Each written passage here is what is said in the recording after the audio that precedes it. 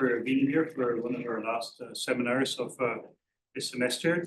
I'm very happy to introduce to you Dr. Emily Largent. Is that the way you pronounce it? It's very American. It's with a hard T. Largent. Largent, okay. Pronounce it the French way. Very good. Emily Largent is the Division Chief of Medical Ethics and the Emanuel and Robert Hart Chair of Medical Ethics at the Perelman School of Medicine. She's also an Associate Professor of Medical Ethics, and she holds a secondary appointment at the Penn Law School and is affiliated with the Center for Health, Incentives and Behavioral Economics. Her work explores ethical and regulatory aspects of human subjects research and the social, legal, ethical, and clinical implications of our changing understanding of neurodegenerative diseases, particularly Alzheimer's disease. She is supported by grants from the National Institute on Aging. Say something about the challenge with grants these days. Largent is a female faculty scholar. She was the 2023 recipient of the Barry Brody Award and lectured in bioethics, and she's an elected fellow of the Wellbeing Center. Her work has been published and she's also the co-author of Clinical Research Ethics Consultation. Published at Oxford University Press. Without further ado, I guess we need the floor, and then we'll open it up for questions. Okay.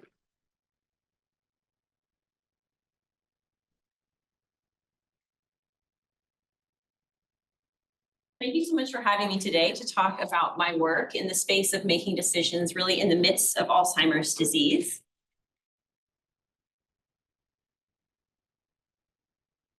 So in terms of disclosures, right, I have grants from the National Institute on Aging and also the Greenwald Foundation, but my views are my own and should not be thought to reflect any of their work.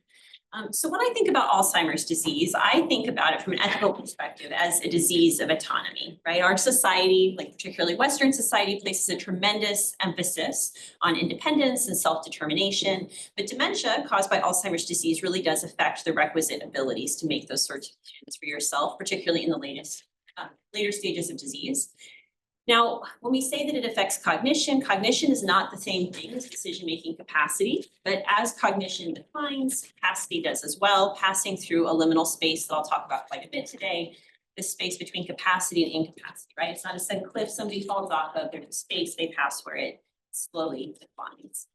So I think that unfortunately, medical ethicists, clinicians, and the legal system often focus on what we ought to do once people have lost capacity. There's a lot of emphasis, right? We think about people as empowered decision makers if they have capacity, and then we try to think a lot about what to do once people have lost capacity. But I think that Alzheimer's disease is really a case study for asking what should we do when people have marginal capacity, right? It's a chance for us to reflect on that liminal space. So my goals for our time together today are to define what is it I mean by marginal capacity. Then I will describe the advantages and the challenges of thinking about decision-making using continuums rather than binaries. We'll talk about supported decision-making and identify how it can aid persons who have marginal capacity. And then I will present some preliminary data regarding how dyads of patients and persons living with the diagnosis of Alzheimer's disease approach decision-making in their own lives. So what do I mean by marginal capacity? So capacity, as many of you likely know, is a context and task-specific ability to make a decision, and it's comprised of the ability to comprehend, so I understand information that's given to me. I appreciate it, so I'm able to apply my values to that information, understand what it means for me personally. I can reason about it, right? We're interested in both comparative reasoning, A versus B, and consequential reasoning, if X, then Y, and also the ability to communicate a choice. And because it is task and context specific, one of my mentors likes to say, you never end a sentence with capacity. You need to say capacity to what, right? Capacity to consent to chemotherapy, capacity to execute a will. You want to think about it as capacity to what, because it is, again, that task specific decision-making ability.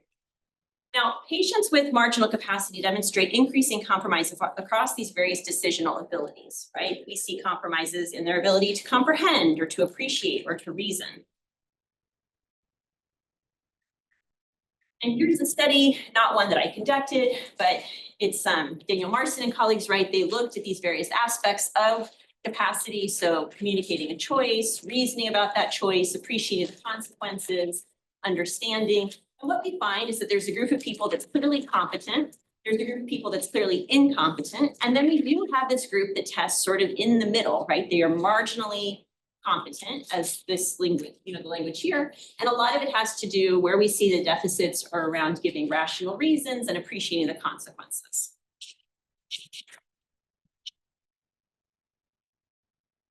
So, right, marginal capacity is, I think, a very important point clinically, ethically, legally, because it is this transition between capacity and incapacity. But there are really opportunities for meaningful interventions to improve decision-making at this point in time. Right? Patients with marginal capacity can demonstrate full or at least enhanced capacity if they receive various accommodations in the consent process. Right? So I think, and I'll go through these as we talk together more today, but right, there are implications for why we ought to do this. There are implications for how clinicians might affect this in their practice. And of course, there are legal implications because we have to think about how we structure or recognize this kind of decision-making. Now, I think that, marginal capacity, I would say, has always been with us. This is a new or exciting concept in the sense that we've just discovered it. Rather, I think it's becoming much more urgent that we focus attention on it for at least 3 reasons that I will go through. Right, first, there's a demographic shift. That means there's a growing number of older adults. And as you have an aging population, we have more diseases of late life, including dementia. And currently, we have more than 55 million people who already have dementia worldwide. 60% of those live in low and middle income countries. I think that raises distinct ethical issues that I will sort of put to the side. But why? And dementia has many causes, right?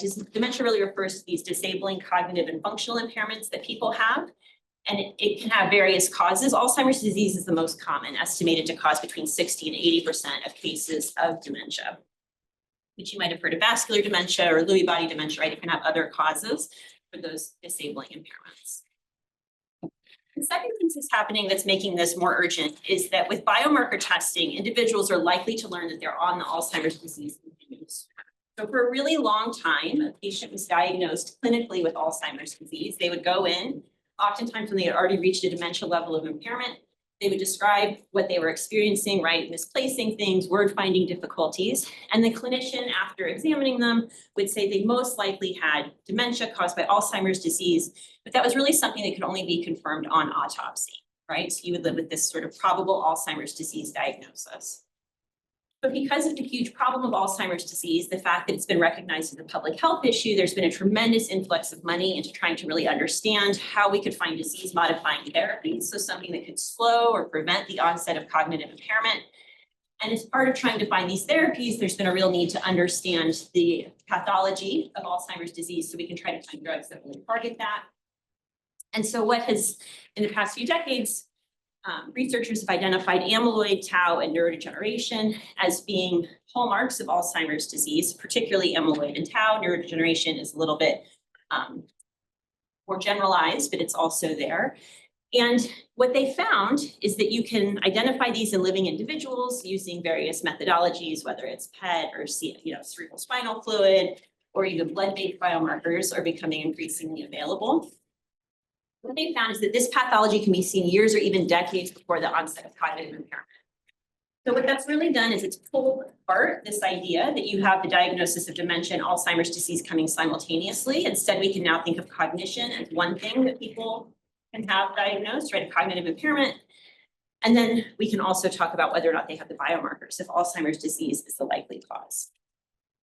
But it has been suggested, with that very quick scientific background, right? The blood-based biomarker test in particular, because you can just use a peripheral blood sample, will be used as actually a population level screening tool. People envision this will be in primary care practices.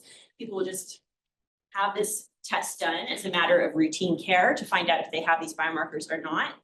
And I would say if that really occurs, if we have that kind of broad-based screening, people are going to find out much earlier in the course of the disease process, and they're much more likely to know that they will face or that they are facing marginal capacity, right? So they aren't going to be diagnosed after we've already gotten to the point of dementia or incapacity. They're going to find out earlier in this process.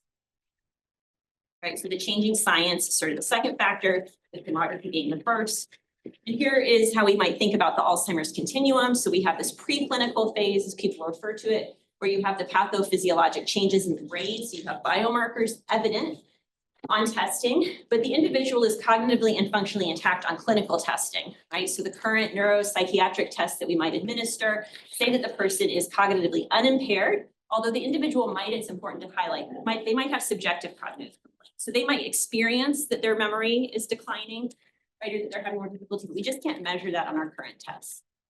Then over time, they can progress to mild cognitive impairment caused by Alzheimer's disease, where they do have memory or other cognitive complaints. Impairment is evident on testing, but really not bad enough to get in the way of daily functioning. It's that they're more inefficient, you can think about at this particular stage. And they're more prone to errors in their decision-making. And then finally, in this third later stage, there's dementia due to Alzheimer's disease. Now that could be more granular. We can think about earlier and later stages of dementia. I'm just leaving it as one clump here. And that's when people have these disabling cognitive and functional impairments that affect their daily lives. So initially, they might just need help with instrumental activities of daily living, so communicating, managing medications, paying bills, but over time, they will eventually need to have help with activities of daily living, the basic activities, so including things like feeding, bathing, dressing, grooming.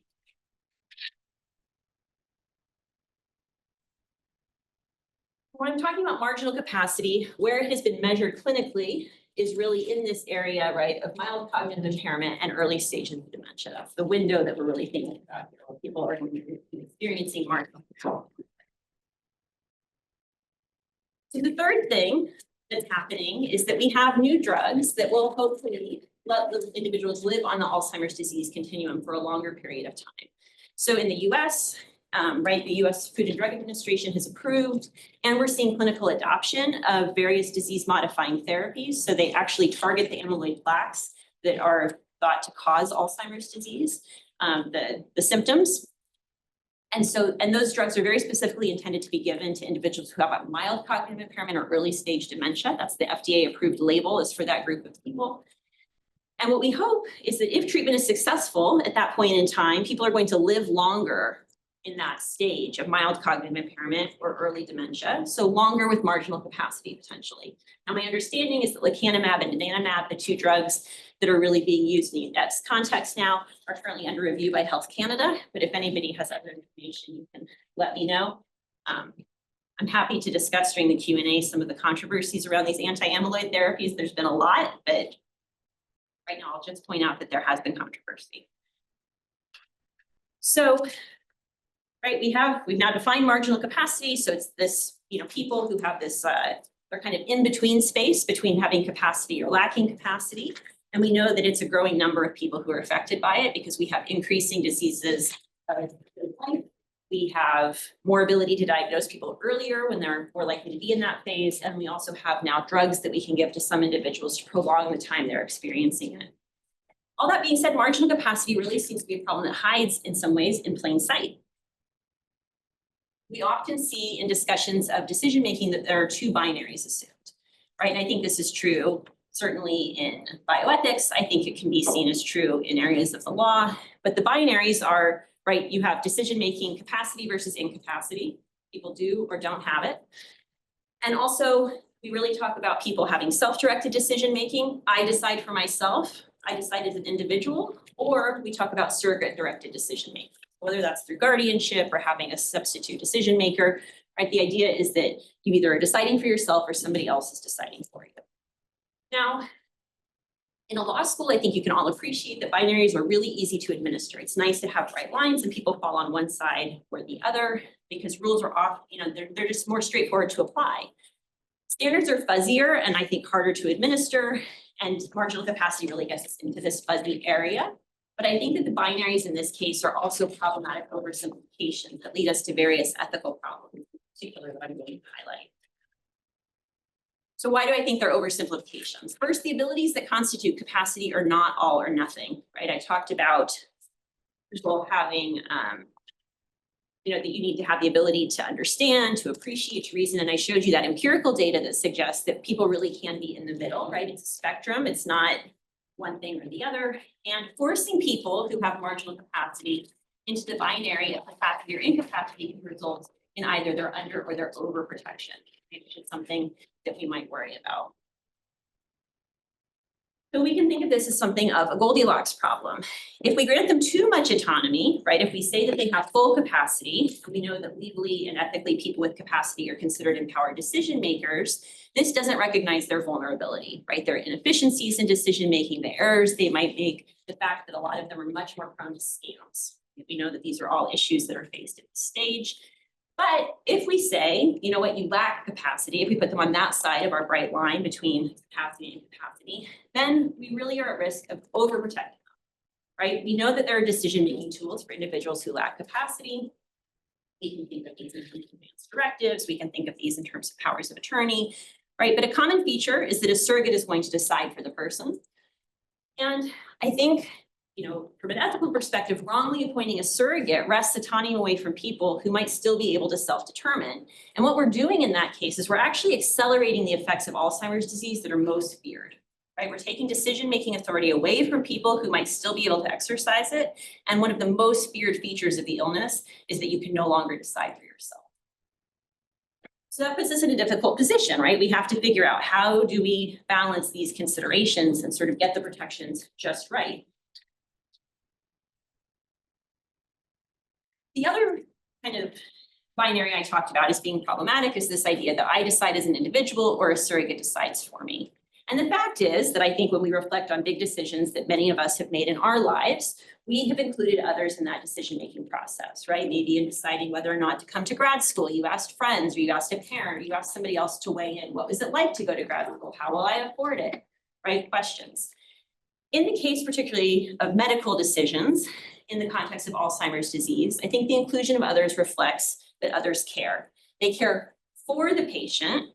And in that sense, I mean that they're actually doing a lot of things to help out with both cognitive and sort of custodial care, right? They are helping drive people to doctor's appointments. They're helping manage medications. They're very involved. And people care about the patient, right? They're emotionally invested in that person's well-being. And we also know from the political science literature that having more people involved in decision-making can actually lead to qualitatively better decisions because you have more perspectives around the table, right? You get more ideas, which can lead to better outcomes or better choices. And we also know that having more people involved in decision-making can actually improve both patient and family outcomes, right? You have better medication adherence and other things that happen when you have family involved. Now, a real challenge that we have is that when people with capacity, people like us, seek advice from other people, it's often seen as wisdom, right? Nobody said that it was a bad idea that you asked others about whether or not you should go to grad school. But when people with marginal capacity seek advice from other people, it's often seen as weakness, right? Or a sign of something problematic and it's stigmatized. So we have this way that we treat them differently just because they have marginal, rather than seeing it as also a sign of between strength.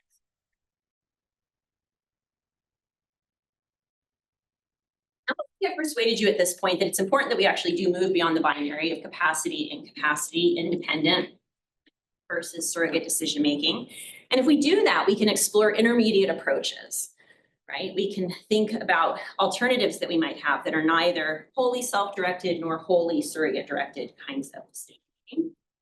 So here is a graphic from a paper that I wrote with some colleagues. I'll say this graphic was kind of controversial. Some people loved it, some people hated it. On our authorship team, it ultimately went in. So see what you think it's worth. But across the x-axis, we have the patient's level of decision-making capacity. So they might have full capacity and they might have no capacity, but we've expanded this axis to include marginal capacity. And then where people have some abilities that would constitute decision-making capacity, but just not enough to get over the line, right? Not even to get to a point of marginal capacity. And then on our y-axis, we have the parties to decision-making. So at one extreme, we have the patient only decides, and at the far end, we have others only decide. But intermediate, we have some degree of involvement of the patient and other people. And what we see, what emerges is a decision-making continuum that really looks at all of this, where we do have truly independent decision-making down here, but a lot of it is this self-directed with some involvement or input from others, all the way through surrogate decision-making at the far end, right? And then where I'm going to focus a lot of time today is actually on supported decision-making. But another area I'm interested in is that in pediatric ethics and pediatric care, we really talk a lot about getting permission plus some sort of partial involvement strategy, whether you get assent or dissent from the child about involvement in certain procedures. We don't see that as much in the space for older adults, but I think we should be thinking about that a lot more. But I'm going to focus on supported decision. So what is supported decision-making? So in supported decision-making, we have an adult who has marginal capacity, often referred to in US law as the beneficiary, and that person enters freely into an agreement with a closely trusted person or persons, their supporters, who assist the beneficiary in exercising and enhancing their self-determination, right? So the idea is that you get help if you're the beneficiary to make your own decisions. So it's not surrogate decision-making because you're still deciding for yourself, but you have somebody else who's there to help shore up these sort of impaired decisional abilities. Now, supported decision-making is a practice. It can be used informally, or it can be formalized in a supported decision-making agreement, and we can talk about the pros and cons of formalizing it as we move through our discussion today. I do want to underscore and recognize that supported decision-making is not an American idea. It certainly did not come out of the American context. A lot of people point to the Convention on Rights of Persons with Disabilities as being an important origin for the idea, and certainly support for supported decision-making. I know I've looked at Canadian laws that recognize supported and assisted decision-making. A goal of my work has really been to help Americans see why we even need supported decision-making, and particularly to point out why we need supported decision-making as an alternative to guardianship. So going back to this idea that we have a Goldilocks problem from people with marginal capacity, I think supported decision-making might be just right for them, right? And this is because supported decision-making seeks to balance considerations of both autonomy and vulnerability. So unlike in surrogate decision-making or guardianship, right, where somebody decides for you, in this case, the beneficiary retains the right to make their own decisions. So we still recognize their autonomy, but the beneficiary is getting assistance when decision-making is inefficient or difficult for them. So this is a recognition of their vulnerability, right? We try to shore up the vulnerable areas, but we still try to recognize the practice of their autonomy or self-determination. Now, when I think about this, I often think about supported decision-making as really being an accommodation for marginal capacity. So moving to the social model of disability, right, that explains that persons have impairments, but the environment's failure to accommodate those impairments causes the disability, right? So an example of this that I think is quite familiar is that an individual who has an impairment in their lower limbs experiences less disability if they have a wheelchair and live in a society that offers them ramps and curb cuts, right? And this allows them freedom of movement. So it's not that we would say that they're disabled per se, right? It's the mismatch between their environment and their impairment that makes them disabled. Now, the social model has been criticized for having, it just does a much better job with physical disability than it does with cognitive disability, right? It's easier to think about examples like curb cuts and ramps than it is to think about how we help support cognitive issues. But I think supported decision-making is actually an example of how society can reduce the disability experienced by someone who has cognitive impairment, particularly marginal capacity. Another way we might justify supported decision-making is to appeal to the idea of the extended mind thesis, right? That notes that many of us offload our cognition already onto objects. Many of you are already using your computers to take notes today, for example. That's a way that you're actually using your environment to help structure your thinking. It helps with your memory, right? By taking these notes, you'll be able to reflect on them later and think more about what's going on. I know that I live and die by my calendar. These are examples of us offloading our cognition onto our environment. But we can also offload our cognition onto other people, right? Other people can help us with cognitive activity. We can actually function together thinking. And a third thing that I think is nice about supported decision-making is that it recognizes the dignity of risk. So the dignity of risk refers to this idea that at times it actually imparts dignity to an individual to allow them to make choices that inherently have some risk to them. So an example of that might be that you have an older adult. They're looking at being discharged from the hospital, and everybody thinks it's the safest thing for them to go to a long-term care facility, right, or a skilled nursing facility. And that older adult says, you know what, I really don't want to do that. I want to go and I want to live in my home. I understand there's risk associated with that, but it's a risk I want to take. And honoring that decision, even though it involves more risk, might be a way of recognizing the dignity of the person, right? It recognizes their values and their interests. And so it's this trade-off, right, between independence and safety, but we might think that there are actually times where we need to prioritize the independence over the safety, if that's what the individual wishes. Now, supported decision-making, I think this is really a strength of it, is it looks different for different people, but this also makes it hard to explain to individuals sometimes because I can't just tell you how, in guardianship, it's nice, we have an individual, right? They become the guardian of the person or the property, and then they just get to make all the decisions, and that's fairly easy to explain. But in supported decision-making, the domains in which support is given and the kinds of support that people get can be individually tailored. I think this is really nice in the context of Alzheimer's disease or other dementias, because when we think about the kinds of issues people might have, right? If I have trouble communicating my ideas, I might have my supporter help me with that communication. If I'm having challenges with my executive functioning, my supporter might help me break the decision out into smaller pieces and we can move through those together. They might help me make lists of pros and cons, and we can really try to match their approach to where I most need help if I'm the beneficiary. The other thing about supported decision-making is that it can be used alone or it can be used in combination with other legal tools. So it might be that in some areas of my life, supported decision-making works quite well, but I still could have an advanced directive should I totally lose capacity and want help in healthcare decision-making. Or I might think, I can make decisions with help in a lot of areas of my life, but I really do need to have a power of attorney for my finances, somebody who just has taken over decision-making in that part of my life. So here's an example from Texas of what Texas has in their supported decision-making agreement. So you can see where they check off the domains in which they want help. And that can include obtaining food, clothing, and a place to live, physical and mental health, money and property, services and supports, finding a job, seeking education or training, and other areas as well. So it's intended to be quite broad, not just medical decision-making, although that's often the context in which I'm presenting. And you tick off these boxes, and people are supposed to presume that this agreement is valid if it's presented to them, unless they have a compelling reason to think otherwise.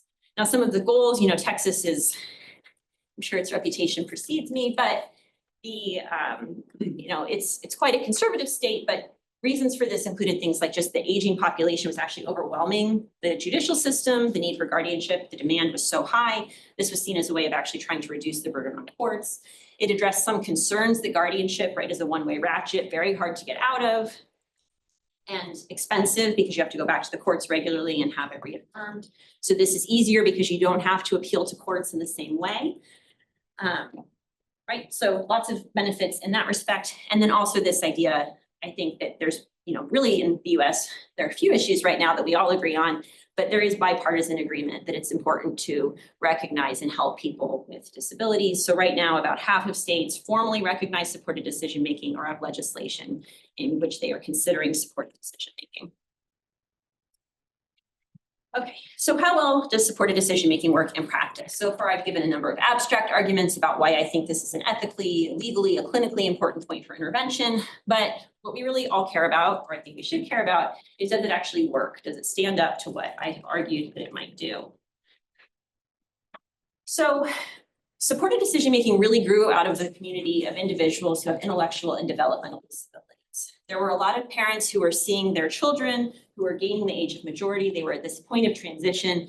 Families recognized that their young adult children needed to have some help with their decision-making. And they were being told, your child needs a guardianship. You're going to be their guardian. And this was not acceptable to the parents or to these transition-aged young adults. And so they really pursued this idea of decision-making. And so as of right now, most studies of supported decision-making in the US context have really been comparing supported decision-making to guardianship because it is considered an alternative to that. And they have focused on generally younger adults who have intellectual and developmental disabilities. And I think the findings are quite positive from that. We see that they report that supported decision-making is associated with a greater sense of independence, more dignity, more confidence, and greater happiness overall in their lives. Now, there is really tremendous interest in supported decision-making for older adults as well, right? While this is an idea that came out of the community for people with intellectual and developmental disabilities, a lot of folks have latched onto this and said, this would also work for older adults. But we have a lack of data on supported decision-making for individuals who are on the Alzheimer's disease continuum, And I think it's important to realize that while there are similarities between these transition-age young adults who have intellectual and developmental disabilities and people with Alzheimer's disease, namely this idea that they might both have marginal capacity, there are really notable dissimilarities that I think limit the generalizability of the data. So one example of this is that oftentimes for these young adults, a parent is stepping into the role of being their supporter. But when we look at older adults, it's often a spouse or an adult child, right? So we can think very different family relationships, very different ways that that decision-making might be supported. On the one hand, we have people who are just gaining the age of majority and have not really made a lot of self-directed decisions versus people who are now losing the ability to make decisions after decades of their life. And another big challenge here, one that I continue to wrestle with, is this idea that when you have intellectual and developmental disabilities, oftentimes that's a static kind of impairment, right? People have that sort of the same level of impairment over time. But when we're talking about Alzheimer's disease, I showed you the continuum. People are going to progress across that continuum. We have to think about what are the things like, where's the tipping point? Where do we say that supported decision-making isn't actually going to work for you or for this decision? How do we decide when we move to surrogate decision-making? So I think it's really important that we address that evidence gap. So now I'm going to share preliminary results, from a qualitative study I'm doing with patient care partner dyads about decision-making. This is funded by the National Institute on Aging. And as far as I know, it'll be the first data that we have on older adults in the United States on supported decision-making. So I should recognize I have a huge team. It's a multidisciplinary team that's been working with me. It includes geriatricians, anthropologists, philosophers, a psychologist, just lots of different folks who are working with me, and it wouldn't be possible without them. And in terms of our methods, what we've done is semi-structured individual interviews with both members of the dyads. So it's both a patient who has a diagnosis of mild cognitive impairment or mild dementia from the Penn Memory Center. So it's actually like a clinically confirmed consensus diagnosis. And then we interview them and we separately interview their care partner. These interviews have lasted an average of 60 minutes. They're audio recorded and professionally transcribed. And then we've done qualitative data analysis that's been guided by a constructivist grounded theory approach. And here's some demographics of our sample. We have our patient participants average in age about 76 years. Their care partners are slightly younger, about 62 years. That reflects the mixes of spouse and adult children, which we very purposefully tried to get both because we thought they might have different approaches to decision-making.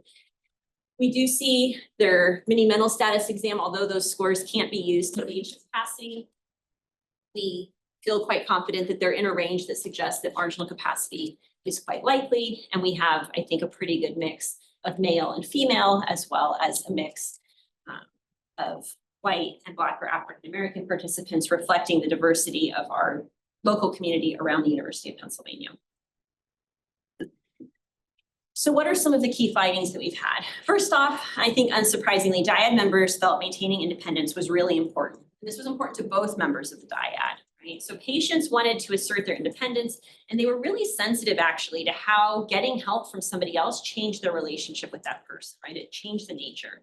So this person who I'm quoting here is a patient, right? I'm a very independent person. I'm afraid of the thought of losing my independence, and I'm trying to actively do at least what's within the realm of what I'm capable of doing to delay that, right? So they try to maintain their independence as long as possible. And care partners similarly feel like it's important to involve the patient to at least some extent in decision-making.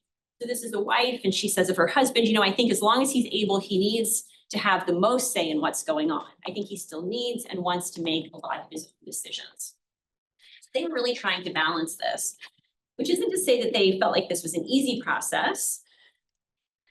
Another thing we saw is the dyads were using a range of approaches to decision-making. And what I found really interesting is that they don't talk about capacity, right? When we're coding these interviews, we don't see somebody say, well, he has marginal capacity. But they seem to have an intuitive sense of capacity. And we often think about, I talked about, right, how decision-making capacity is task and context specific. And they really seem to have this sense. The decisions that are made by the patient are often made, they're making these decisions in situations that are low risk or in situations that can be de-risked, right? So I think that involving him in small decisions, though either way, the outcome's not going to matter. I gave him a choice about which socks to wear or which color pants to wear. Now, some of us might find that infantilizing, but it's a good example of a very low-risk decision that they've just left to the patient. Then we have a son who says she insists on keeping her checkbook. So we've just kept the balance in there very low. So the next time she's inevitably scammed, we limit how much can be lost. So what they were doing is they were constraining how much money was in their mom's checking account so she could still write checks, she could still pay some bills, which was important to her that she paid those bills. But they were going to try to make it a lower risk situation by just not having unlimited amounts of money in her checking account. And then we have this other one, right? Like his pills, I let him put them together in his pill cases, and then I do the final check before they're good. So still, again, trying to not just do it for the person, but to be there as a backstop. And some of these we can certainly talk about whether these are decisions or whether they're tasks, but we saw it all run together when we asked people about decision-making, right? They were focused on all these sorts of things. Decisions by the care partner, those were made when it was high risk or high burden. So the decision to get rid of the ATV when there was concern that the husband would go out and drive the grandchildren and flip the ATV and hurt himself or hurt the grandchildren, that decision is made separately. And then we have a range of collaborative decisions, what I think of as the muddled middle, right? So people talk about how most of the decisions we make together, because there is some sense that they are deciding collaboratively. So when we asked the dyads, we said, well, what makes a hard decision, right? Some decisions they said were fairly straightforward, but we said, what makes a hard decision? And the most commonly reported hard decision was giving up one's car. That's very consistent with the US literature, at least because the car is so tied to independence with the way our geography is structured. And then it was followed by giving up control of one's finances and choosing where to live. These decisions were often described as collaborative decisions by both sides, but they didn't always feel that way to the parties. Sometimes it was like, they just had a difficult way talking about these things. And then there were three key factors that really characterized hard decisions. And I will talk about those a bit more on the next slide. So it had to do with outcomes, the traits of the people or the relationships, and the big feelings elicited by these particular decisions. So in terms of the outcomes, hard decisions were typified by having, really requiring trade-offs between important values, especially independence versus safety. Rarely there was a compromise position that would help everyone get some of what they wanted, right? They often saw that they had a choice that didn't make everybody happy. So his son talked about his mother's driving and how for him it caused a combination of worrying about her getting lost and injuring or killing somebody else. And he said the only thing she can do is stop driving. But of course the mom still wanted to drive. So there's not really an intermediate position there between driving and not driving. You have your keys or you don't have your keys. So, right, there isn't this ideal compromise. And oftentimes people feel like they only have bad choices, right? They don't like any of the outcomes. So this individual is describing their mother-in-law. At first she was like, oh no, I can't come move in with you. But now she seems to pretty much have accepted that that's what's going to be because it's a better option than going to a home or a facility, right? So she could live independently. She had a few options available to her, but she didn't like any of them, right? Since it didn't involve staying in her home. In terms of the traits of the parties and the relationships, this, the difficulties could arise if the person living with cognitive impairment lacked insight into the nature or extent of their deficits, right? So one of the daughters that I was just described, my mom, is being in denial. Sometimes, so that's like kind of a global lack of insight. Sometimes then we saw that the person who had cognitive impairment couldn't remember or would deny specific facts relevant to the decision at hand. So this is a patient who told us I was accused of having had a traffic situation that I honestly don't remember having. And in this case, even though we were interviewing people separately, the husband and wife were in the room at the same time. And you can actually hear in the transcripts the cross chatter of them yelling at each other and talking to the interviewer, where the wife says, no, you definitely pulled through that parking spot and almost hit somebody on the other side. And the husband is yelling back that no, that never happened, right? So it's hard to have a discussion about whether or not you're going to give up the keys when you don't even remember the incident that's inciting the conversation about giving up the keys. Oftentimes, members of the dyad had different values or weighed their shared values differently. So they might both agree that safety and independence were important values, but the older adult might put more emphasis on the independence and the family member might put more emphasis on the safety. And then the type of relationship, spouse versus adult child, spouses seem to have, because of the amount of time they had been making decisions together, a little bit easier way of moving into the space of collaborative decision making. Whereas for children, it felt like a big role reversal and was harder for them to try to make these decisions with a parent. I think they had less of a template for it. And then the big feelings. So sadness and really This was sadness about the decline they had already experienced, but also a fear for the future. So I think that part of it is he's embarrassed. He realizes that things are taking a turn. We're crossing into the next chapter here. So these big decisions were often confronting that they had reached a new stage of cognitive and functional impairment. And so they were taking that as a moment to grieve their loss. Additionally, the other things they were grieving were the fact that they were losing things like control, independence, identity, or power. So we had one individual who was giving up his truck, right? And it was the truck he had used when he was a tradesperson. And the decision was made that he was giving it up. But it was hard in part because the decision goes back to the core identity of his work and who he is as a person, because he had so strongly identified with his trade. Anger came up sometimes, right? Which you don't factor in as the anger issue. And then also just frustration, right? This idea that I'm banging my head against the wall trying to help you, but you're giving up. This was a son who was actually frustrated. This was one of the rare cases where the parent who had the cognitive impairment was getting out ahead of the child. The parent said, you know what, I'm scared of having the boat and taking the boat out. I'm going to sell the boat. And the son felt like that was a sign that the dad was just giving up and like basically accepting the cognitive impairment without trying harder. But huge feelings, right? Nobody was having big feelings about their socks or what pants they were going to wear, but huge feelings about these sorts of decisions. Now, at the very end of the interview, because the point of these interviews is ultimately that we're going to develop a supported decision-making toolkit or a decision-making toolkit for older adults and their care partners, is at the very end, after we've asked them all these other questions about how they approach decisions, what kind of help they're getting, how they feel about that help, walking us through examples of particularly hard decisions. We give them a definition of supported decision-making, very much like the one I gave you previously, right? About how the beneficiary identifies a supporter who helps them make their own decisions. We ask that, how does that compare to what you were already doing in your relationship? And almost to a person, they told us they felt like at least some of what they were doing was naturally supported decision-making, right? So we had a patient who said, I feel like it's supported decision-making, what we're doing. And his care partner said, I think it's fairly similar, but our approach developed just organically. Supported decision-making need more of a system. Now, families really do want to get this right, and they want reassurance. So one son told us, you know what, we're neophytes, the memory challenge, the memory battle. We still feel like we're flying blind in some way. I just don't know. So one thing that we saw coming out of this is this idea that giving them a word, right, or a phrase to describe what they were doing actually had a lot of power in validating that it was an acceptable method of doing it, and it gave some structure to the kind of things that they were doing. So I think that's an important takeaway for us, especially as we're developing this toolkit, that people might already be doing this, and yet there's a certain validation in naming the work that they're doing. So in conclusion, then we can open it up for discussion. Right, I think that a really pressing clinical and ethical challenge is determining how to facilitate decision-making as cognition declines. Patients and families report that decision-making can be challenging for them and that they would benefit from explicit recognition of this. Oftentimes, we're really focused on that custodial work, the bathing, the feeding, the dressing, the grooming. But I think our data really highlights the ways in which the work of being a care partner starts much earlier, and there's a huge cognitive load associated with that early on, especially before you need to do the bathing and feeding. You need to help make these decisions, these big life decisions. And guidance would be useful. And I think the supported decision-making offers a promising path forward for individuals with marginal capacity. But as I hopefully flagged, I think there are some questions. When do we, how do we introduce it? How do we think about it in the context of an individual's whole life when obviously a variety of decisions are being made? When do we need to go to surrogate decision-making?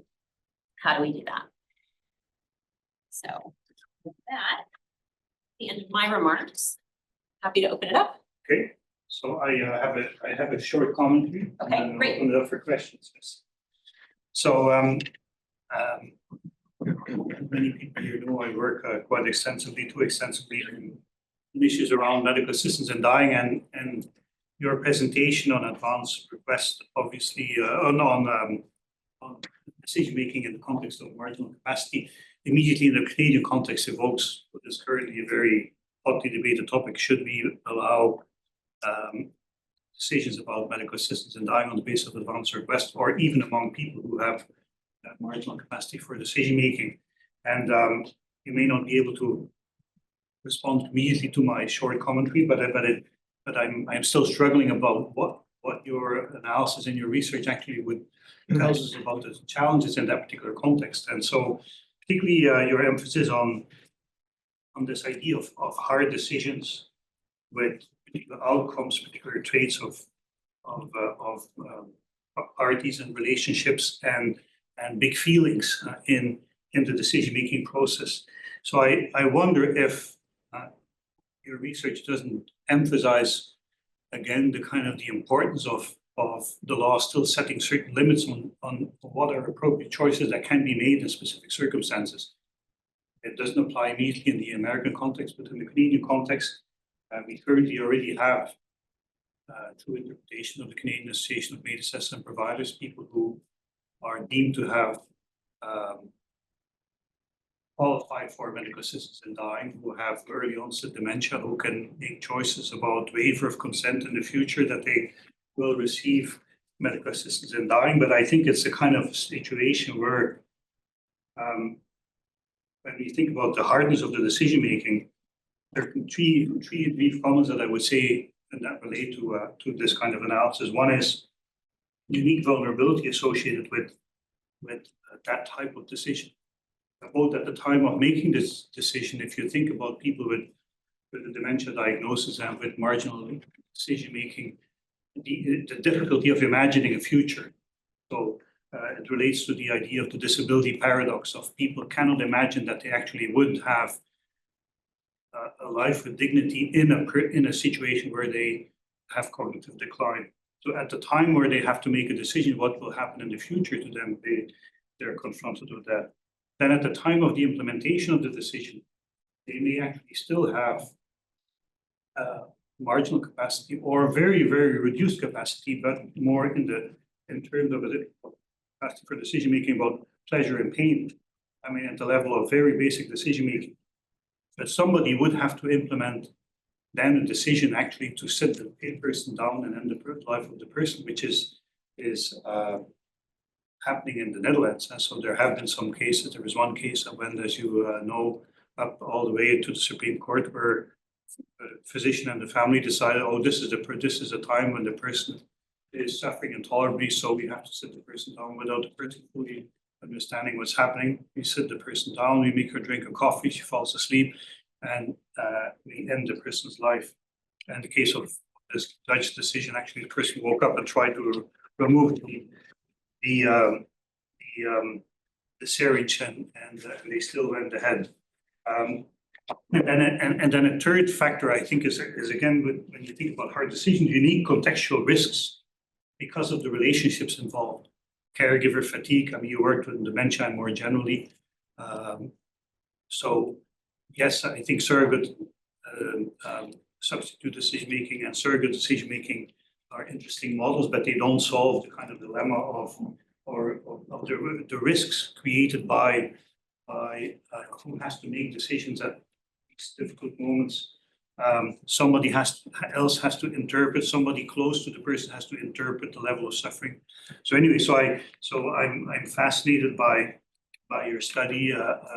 Find it very interesting that you indeed push for supportive decision making, at the same time recognize that the interpretation of the CRDP, creates some insurmountable problems when we're dealing with people with profound cognitive decline. And anyway, so I would encourage you to in the future to think about what to do with even with these specific circumstances that we increasingly will face in countries that implement that particular form of decision making. So you can say something about that later, but I'll open it up for questions now. So I will start with Stanley. Stanley, yeah. Thank you for the presentation. So if you want to come up, I mean, you can say something afterwards if you have time, but I would want to open it first with a question for students. Stanley, yeah. Thank you so much. So the arguments for supportive decision-making seem to suggest that the supporters should usually be friends or other trusted members of their community, especially for people who do not have traditional family structures. But in many cases, social isolation can also be a serious challenge for people with the kinds of dynamic conditions and challenges described in your paper. So for them, appropriate supporters may seem exceedingly difficult to find. So to make support decision-making accessible to them, would you imagine that autonomy enhancing support could also come from professional supporters who undertake certain fiduciary duties or maybe even contractual obligations to get to know their beneficiaries well? Or would you imagine that would just exacerbate concerns about abuse and exploitation? So I love this question. It's one we've wrestled with a lot as a team. I think that I don't have a good answer to this yet. So we certainly have thought a lot about the unbefriended older adults who are quite vulnerable for, poor health care and other sorts of things. And I think that they would very much benefit from having this kind of support. And yet it isn't clear who will step into that role. We know in guardianship that there can be family guardians, but oftentimes, and certainly it surprises US audiences that often, guardians are professionals and they might be guardians for multiple people, and people, they just don't envision the guardian that way. But we have thought about trying to professionalize it to make it more accessible. But part of the goal here, right, is that you're supporting the cognitive abilities or deficits that somebody has, but you also know their values and their interests, and that's part of what's happening. So I think it's an open question, and the one that we're interested in exploring is, can somebody who doesn't have a longstanding relationship also step into the role of supporter? And then I think you're right that you'd have to think about what the bounds are of that relationship to make sure that it doesn't become somehow a guardianship sort of like sliding in that way, or that kind of question. But yeah, important population, one I have not figured out yet how we're going to take care of, but one we'll have to think about. Hard hit. So if anybody else in the room wants to ask a question, put up your hand and I'll write down your name for the have a list of students who are want to ask a question. Yes.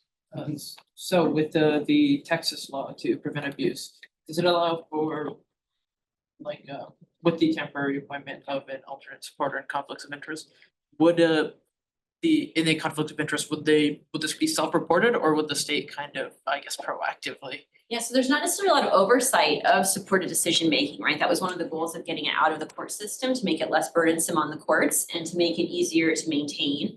The hope is that you can actually have, if you're the beneficiary, that you can revise the agreement at any time. So that's supposed to be a protection against abuse, with the idea being that if I'm not happy how you're treating me, or if I think you have a conflict of interest, that I can rewrite my agreement and I can say that you're not going to support me in a particular area, or you're not going to support me at all. Again, I think some of these are important empirical questions, like, can people recognize that's happening? We know that sometimes with older adults who are experiencing things like abuse or neglect, they actually don't want the family member reported because they prefer to maintain what they know in that family structure.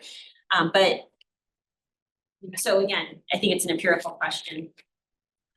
One thing is that third parties that are supposed to be relying on that agreement are supposed to be pointing out things where they're concerned about abuse or neglect or exploitation. And similarly, I would hope they would point out a conflict of interest, but it's, again, I think these are the challenges, that it's not, some of this is supposed to be happening in routine practice. And yet I gave a talk in Texas 10 years roughly after they passed their supported decision-making law to a room full of like neurologists and people who are involved in memory care. Like basically none of them have heard of supported decision-making. And so, you have to sort of question how well it's realizing or protecting anybody's values if the people who might be expected to confront it just aren't even familiar with it. So another great question. Tristan. So one of the concerns or challenges, I guess you mentioned in the paper, was a transition from supportive to more surrogate decision making, and how like with progressive like Alzheimer's, for instance, like that might need to happen. Do you think that there should be like, because it's kind of like a fine line, and like especially like with like testamentary capacity, like and drafting like wills, like there's pretty strict like no surrogate can make a will or have a testator. Do you think that there should be like a certain line that should be drawn like between the two to sort of prevent any, I guess, excess litigation from arising because of any questioning whether they cross the line into surrogate? Yeah, so do I think are there certain decisions I think should just be outside the purview of supported decision making? And I think, is it true in Canadian law? I think that like financial decisions are outside a lot of supported decision making, but in the US that's much more squarely. I think that yes, there might be areas where we just think that supported decision making is not appropriate. And I'm not for myself entirely clear. Hopefully this is expressing, I have a lot of humility because I feel like this is the start of a project that is not yet well understood, but I do think that some decisions have to be, might be outside of this. And I think there's some individuals who are just not going to be able to do this. So people who have, for example, certain kinds of frontotemporal dementia, right? The lack of insight and other sorts of things might just not have the ability to have a supportive decision maker. So we need to come up with a better way of framing who's kind of in and who's out and where people cross the boundaries. Henry? My question's a bit different actually, because it was informed by the reading that you had given us for our mental health class, but I'm curious about how supported decision making would kind of intersect with like sexual activity, and how that would look like essentially, whether that's something that would have to be stopped completely or yeah, what your thoughts are. Yeah, so I looked at that reading also, and I think it's such an interesting and important topic. I have not necessarily thought about it. We know that guardians can make certain decisions around sort of reproductive decision making. So I don't know if any of you followed the Britney Spears case, but part of the reason she wanted to get out of her guardianship was that she said she wanted to have another child, but her guardian, who was her father, required her to have an intrauterine device implanted so that she wouldn't be able to have more kids. So clearly reproductive decisions and decisions around sexual relations are thought to be perhaps under the purview of these sorts of individuals. But in many cases, right, people are not making the decisions in places where you have a supporter who's there to help decide. So the dignity of risk argument does get there in some ways because dating has been in like sort of the foundational argument about dignity of risk. And they use language that's different than we would use now, but they talk about in that article, the language they're talking about is retarded individuals. They say, you know what, oftentimes parents try to get in the way of romantic relationships these people might choose to pursue. And they say that's the dignity of risk argument that you know, experiencing love and trying out romantic relationships and dating is part of recognizing risk. And so some decisions we should just let people make for themselves, even if heartache is perhaps an inevitable consequence of that sort of thing.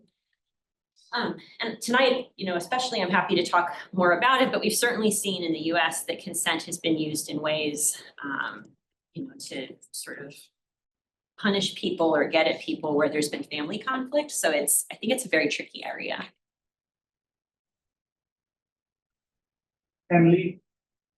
I'm gonna change my question a bit. You had mentioned that sometimes when there's high risk or burden, the caretaker, the care partner will make the decision. When you're kind of like talking to these patients or listening to them, we're in situations where care partner is making a decision. Do you think that decision should be based off what the patient would have wanted or what's in the best interest of the patient? Like how do you help navigate? Yeah, so this is data I did not present here, but I'm happy to talk about, which is that we often see that when the care partner makes the decision, the patient doesn't like the decision.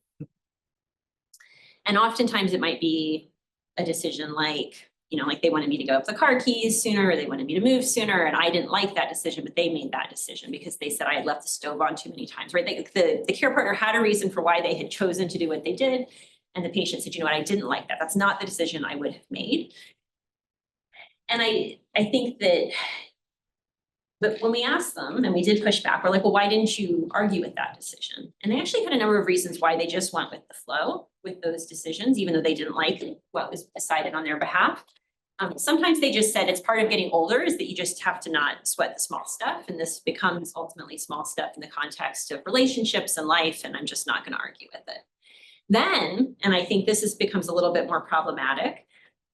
People talked about how, you know what, I rely on my daughter to be my caregiver and I don't want to upset her. And so this was not a place where I was going to choose to exert myself. So no, I didn't like what she picked, but you know what, the relationship is more important to me than driving my car. And so I just decided to go with what she wanted. That was actually a huge part of it. So I think it would be great, you know, it's obviously a goal oftentimes in surrogate decision making that you try to advance autonomy by approximating what the person would have wanted if they were able. And there you have somebody who's saying, you know what, I'm not able maybe to make this decision, but I certainly can express my values still, and this is not what I want. But it comes back to this difficult balancing happening oftentimes with sort of safety and independence. And, families are facing some really difficult decisions because oftentimes the decisions will have strong financial implications, say for the care partner or other things, which is another type of conflict of interest, right? If you living in a facility that I have to pay for, or you staying at home and I have to pay for an aid, and that's very expensive, right? It's not a decision that only affects you, it affects all of us. Yes, so I think it would be great if it was the decision the person wanted. I don't think that's always applicable or in practice. And I think that oftentimes even the patients recognize that pushing back is not maybe in their best interests. Emanuel? Yeah, I was wondering if you could clarify, like, what legal duty does a supporter owe to the beneficiary? Is it like a fiduciary relationship? So it's really not as much a fiduciary relationship. I mean, we talk about this idea of the trusted other, and the hope is that you're kind of relying on these family bonds to help make the decision. So it's how we distinguish shared decision-making and supported decision-making. So shared decision-making with a clinician has that fiduciary relationship involved, but it's really not governed in the same way in supported decision-making, which is one reason why it becomes important to try to clarify some of these issues around conflict of interest, or like what are the appropriate sort of levers, because we had people talk about things like, my husband, he's most likely to be able to remember the last option that I give him. And so when I ask him what he wants, I just pick the option that I want most to be the last thing I list, right? So I might say, what do you want to have for dinner? Do you want to have chicken, fish, or steak? And she knows he'll pick steak because he always just picks the last thing that she puts in the list. Yeah. So going off that, like, how do you really examine conflict of interest in a family setting? Like, for example, let's say someone's managing their parents' finances and the parents have some money and they're like, hey, a few years ago you said you would like pay for your grandkids' tuition to go to school. So I'm going to take $50,000 from your account and pay the tuition. And then the parent has declined in mental faculty. Maybe they're like, oh, my grandkid, who's that? Like, whatever, I don't want to pay for that. And then so there's kind of a conflict of interest there because you're taking their money and giving it to someone else. But on the other hand, it's like, well, that is what they would have wanted. And now they just don't remember that. That's an interesting sort of then self, now self problem. It's like, which one do you honor? The prior stated wishes when the person had capacity, or their current wishes when they maybe don't have capacity? I think that the conflicts of interest in some cases are very, very clear. Some of the examples, unfortunately, around things like medical aid in dying, where people started to try to push that forward because it saves money and burden for them, and the person just dies rather than continuing to care for them. But like I said, these families, especially in the US, where we don't have a good system of long-term care services and supports, I mean, it's a huge, huge economic burden. It's a burden, and that's foregone wages, it's the actual out-of-pocket costs, it's emotional, physical burdens, lots of things that they face. And so, I mean, they naturally have an interest in this decision-making, and I think should have some ability to bring those interests to bear. But where we draw the line between sort of where it becomes problematic, I think it's challenging. I think your example, it's my kid and I'm taking your money away to pay for my kid's college, and that might be a kind of conflict of interest that we would be worried about. But all the family interests are very tied up with each other. Kelsey? Yeah, I think my question kind of flows off that, which is basically, how does the model then account for like the instances where there's conflict between the supporter and the person who needs assistance? Yeah, and so we have been trying to sort of gauge some of that, and how do you resolve these sorts of conflicts? Sometimes people will naturally appeal to a third party. This is especially true in driving, where the two sides can't come to an agreement, and so they really like appealing to a doctor as like a neutral party. One family actually went and they video recorded the doctor saying that the mom couldn't drive, so that every time the mom said she wanted her keys back, they could just show the video and repeatedly reinforce that they weren't saying it, it was the doctor saying it. But conflict does come up in these situations, and people have to work through it, and that adds to the big feelings when people are just frustrated. But many people just told us that they just took time and they tried to unpack it until they got to a place of agreement.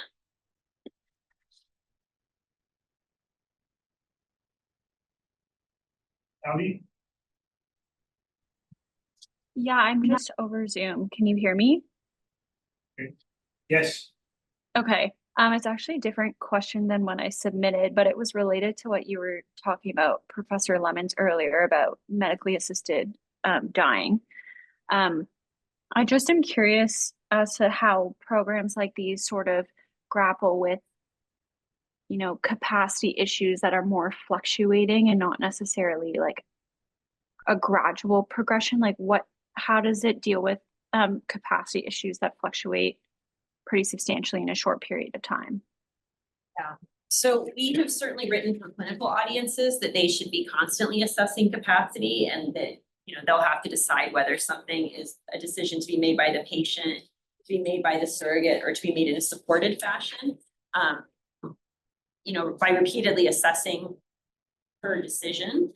I think this has been, especially as we think about developing tools for families who are using this in practice, and you know, a lot of the questions have highlighted this, that this is something that I think has an elegance to it in the abstract, but actually can be quite messy in implementing in the details. And so trying to figure out how to talk to families about capacity is one of the things we're doing right now. So we're interviewing ethicists, and we're interviewing lawyers and trying to get some of their input on how they would talk to families about figuring out how to bend the kinds of decision making that are appropriate. But I agree, I mean, this is one of the reasons why I think this is an important population to study, because we don't have static impairment and you know have to figure out how to navigate that. But you offer another example, right? In some instances of, say, mental illness, we might expect capacity to fluctuate quite dramatically over time, up and down, right?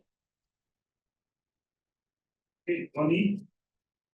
Hi, I think I'm just curious about, like, I think you mentioned about the agreement, or the possibility of an agreement. How would that look like aside from the check boxes? Because it seems to be quite like a personal relationship, and whether or not, you know, most people opt for it or not. Like, I'm curious about the whole arrangement. Yeah, so I mean, the lists often when you go to the state websites are quite simplistic. Sometimes they have worksheets. The American Civil Liberties Union has a website with a workbook that people can go through where they actually more formally walk them through the kinds of decisions and the kinds of help they would want. I've looked at other international resources where it's actually much more, I think, prescribed how somebody would go through it, where it breaks down like what's the decision that you're making, what are the sub decisions that have to be made as part of this, you know, pros, cons. So people have tried to approach it in different ways. But oftentimes it's really, I think, more in these agreements, like the Texas agreement about highlighting the person and the kinds of decisions than giving people any guidance on how to make decisions. Now, people I do think are naturally kind of coming into this space and kind of feeling their way out to some sort of support, but they're, you know, as the one person said, right, they're kind of like building the plane while it's taking off. They're not really sure or don't have formal guidance on how to do it. Just maybe a follow-up to that. Who do you think is kind of deciding how SDM is being done? Do you find it's patient or the support person? I think it's a mix. When we talk to people, most of the people we interviewed had insights into the fact that they needed help and they had impairment.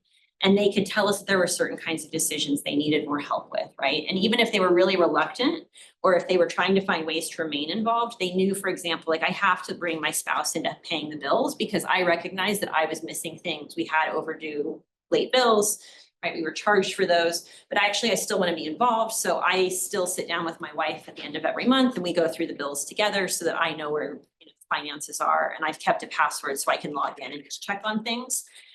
So but in other cases, we do see that it's a little bit more caregiver driven. So we had a couple where the husband had a number of guns in the house. The wife was quite concerned about him having the guns. And she recognized in that case that his brothers would be best to bring in. So it was actually like a supported decision-making model that she kind of imposed from the outside with the idea that the brothers, because they had grown up with the husband, because they understood guns that, in a way, in a family culture way that she did not endorse gun ownership, that they would be perhaps considered like a more reputable or trusted source in helping make that decision. But I think it's complicated. I mean, this is another example that I think gets to some of the mess that you guys have rightly pointed out and some of these decisions about things like conflict of interest. Like, I think she very clearly felt like the only answer was to get rid of the guns. And so were the brothers being brought in for persuasion or for decision making? And is it a decision if he's persuaded at the end of the conversation that it's the right thing to do is to give up the guns. And I think that this all gets a little bit gray, but the involvement is still really important versus just letting, you know, like I think there's still something that's respectful about the brothers coming in to help make the decisions versus her just unilaterally going in, taking all the guns and moving them out of the house. Andrew? So this is clearly a very important topic. It's very interesting. I wanted to ask a question. I mean, it's sort of philosophical question that's of interest to me, and I don't, it may not be what you're mainly interested in, but it's obvious that abilities come in degrees and they're gradually lost. And it's also, I mean, maybe not sufficiently appreciated, but it's certainly true.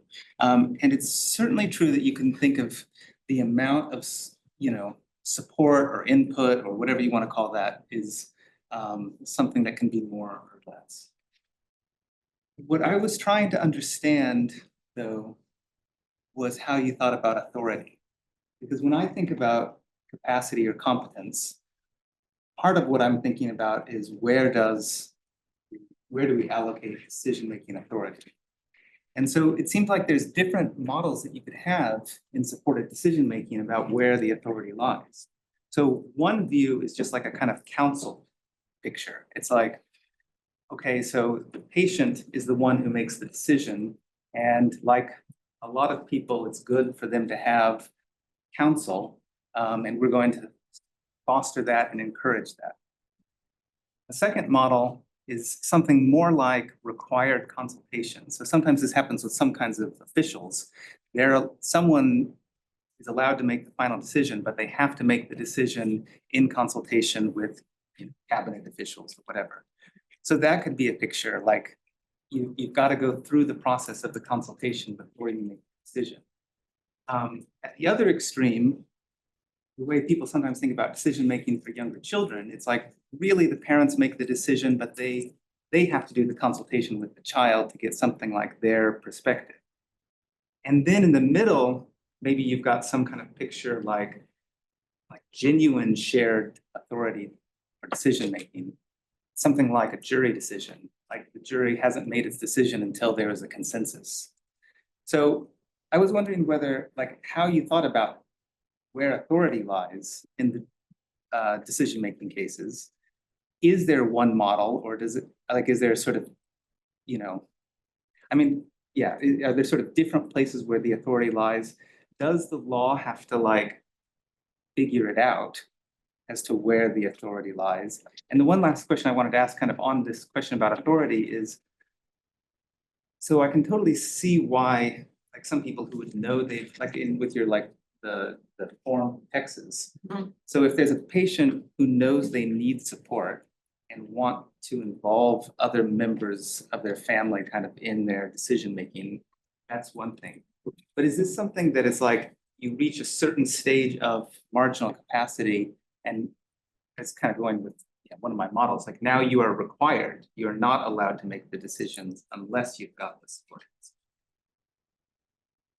Yeah, so I haven't thought about it in those terms exactly. I think that it probably is closest to the second model you described with kind of an obligatory consultation, because if we think it's truly marginal, then it's hard to be a third party relying on that decision if the person hasn't gone through some process potentially of having an accommodation or getting support. So I think that, you know, hopefully the authority primarily rests with the beneficiary. But I think the involvement of a person is the accommodation that makes the decision-making sort of acceptable, right? It gets the capacity to the level where it needs to be.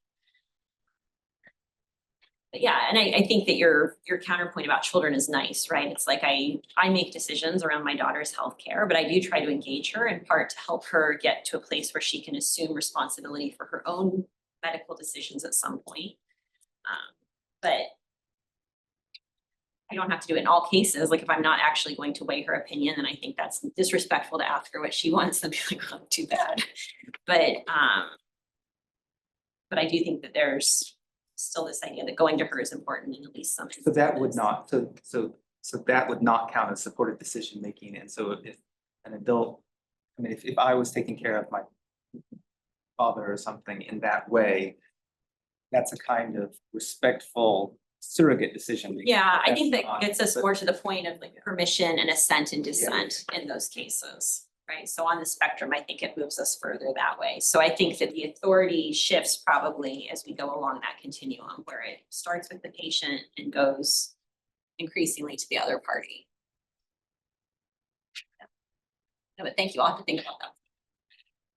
Iris?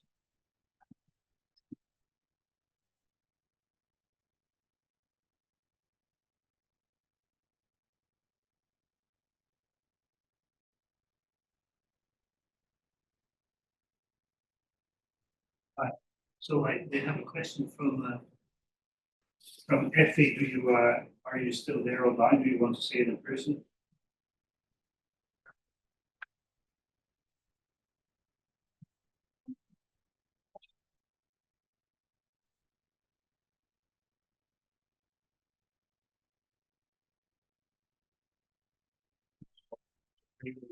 You have your question? Yeah. So should supported decision making replace guardianship in cases of diminished capacity? What are the advantages and disadvantages of an SDM over traditional guardianship in the context of legal protection? Yeah, so supported decision making is generally seen as an alternative to guardianship. And the idea is that guardianship has been criticized on a number of levels, right? Sometimes it's the idea that people could still exercise some autonomy, so this takes too much control away from somebody who might still be able to make their own decisions. In the US, we have a Supreme Court case, the Olmstead decision, that tells us that we need the least restrictive alternative for people with disabilities. So that case related to where people lived, if they needed to live in a facility versus a community setting. But people have used it to apply more broadly to the sorts of protections people need. And so a lot of people have pointed to the fact that guardianship is often not going to be the least restrictive alternative if somebody needs help. So supported decision-making should step in. There are also thoughts that guardianship can be anti-therapeutic. So particularly for people where cognition is actually, it's protected to have social involvement, it's protected to be engaged in decision-making and have those sorts of things. Taking decision-making authority away can actually be a therapeutic issue. And so I think that for some people, I think guardianship is always going to be a tool that's needed, right? I don't think we can get away from guardianship. I think that guardianship for some people will be the next step as their cognition declines to a place where they are no longer able to make decisions for themselves. But hopefully we don't have this, like, oftentimes it's almost reflexive. Like oftentimes in the US, when people are admitted to nursing homes, the nursing home says that they would like to have the person placed under guardianship, right? And it's not that they looked at the individual and said they need guardianship, it's that they just want people who are in the nursing home to have a guardian. So just being a little bit slower. So part of what my work is involved is actually working with various state bars and also judicial education to try to just kind of think more about supported decision-making and how those orders might be written and how judges might decide whether or not somebody is appropriate for supported decision-making instead of guardianship. Any other questions? Me? Okay. So I guess if there's a formalization of a supported decision making by a contract, would this open the door to like suing for violating their duty? And if so, what would be an appropriate remedy in cases?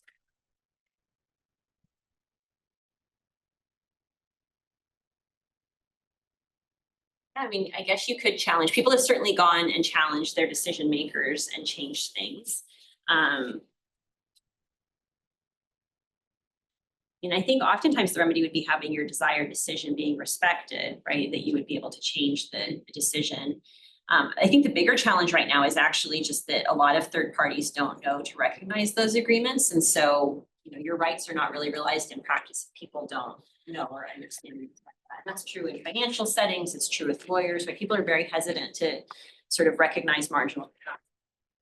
Because they're worried about the issues for them if they rely on one of these agreements and then the person comes back later and challenges the decision that was made pursuant to that agreement. So I think it's the third parties have been more worried than the parties to the supported decision-making agreement.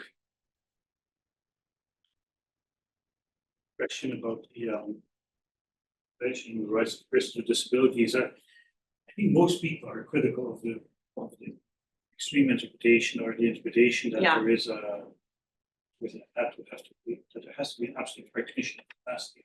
Simply because we all know that there are situations Yeah. where people do not have. So you be very severe cognitive disabilities. I mean, you give examples in the paper. Think about children also when they're very young. So what do you think may happen in the future? I mean, do you think there will be pushback or, I mean, there is already pushback, but this need to kind of a change in the interpretation or Of the CRPD, the committee could decide, okay. they could go back and revise it. I mean, I guess I have thought about it more as being strategic and trying to push for the most supported decision-making possible and the least guardianship possible, but it does read as unreasonable, some of the interpretations, just because of course there are cases where you need to have guardian. My concern is actually because it's so, because it's such a strong interpretation. Yeah. That it's an excuse for many countries to make a reservation on the convention. Yeah. Canada has done.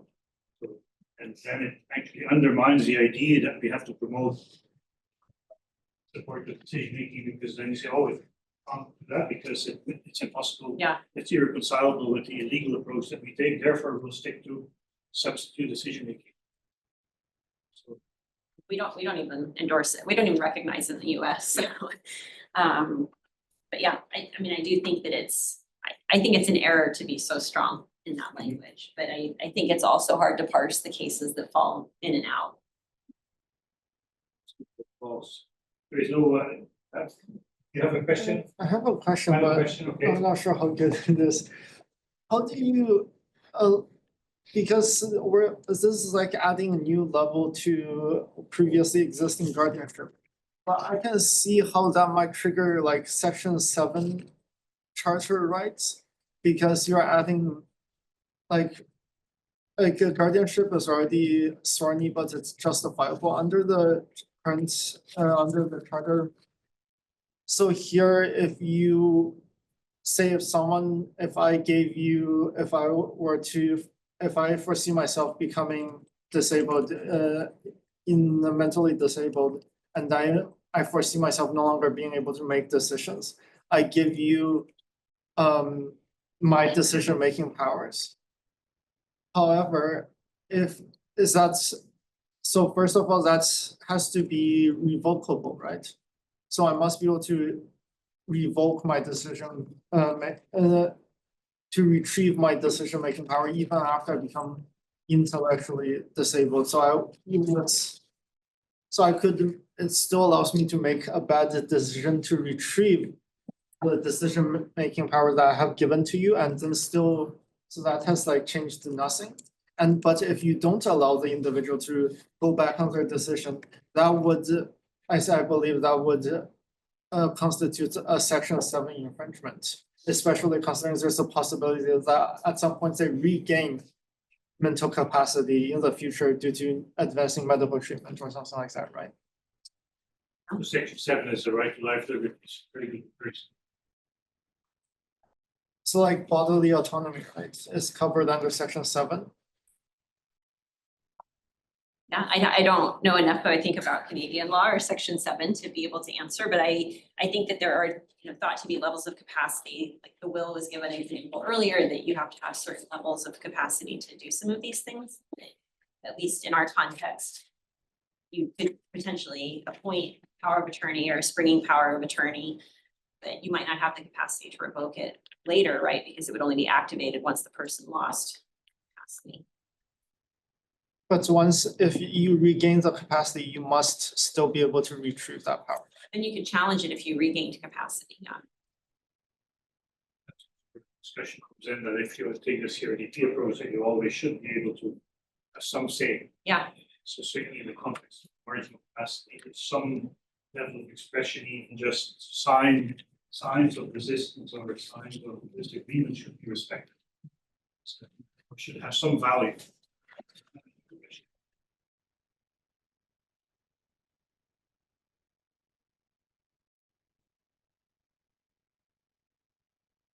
So please join me in thanking our